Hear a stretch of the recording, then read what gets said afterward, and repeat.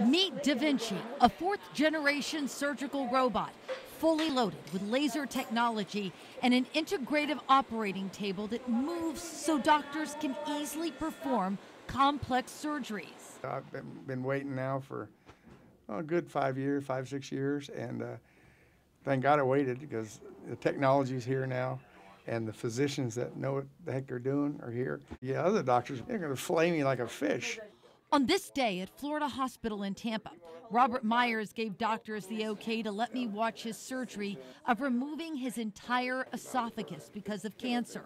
Myers wanted the Rose-Murgy-Ross team of Dr. Alex Rose-Murgy and Dr. Sharona Ross, a team known across the country for performing complex surgeries using the Da Vinci.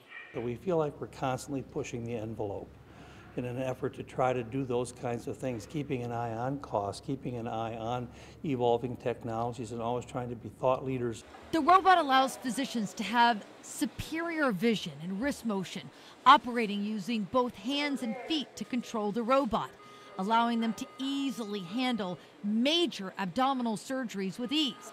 And during the course of the surgery, the doctors may change places. For example, one may move over to operate the Da Vinci while the other stays by the patient's side.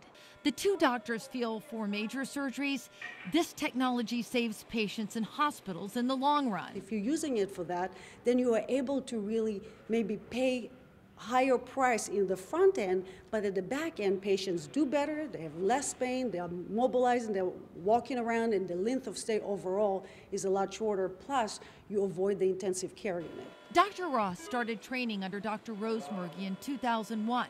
Now they are masters of robotic surgeries, helping patients with critical health problems like pancreatic and esophageal cancer or liver issues.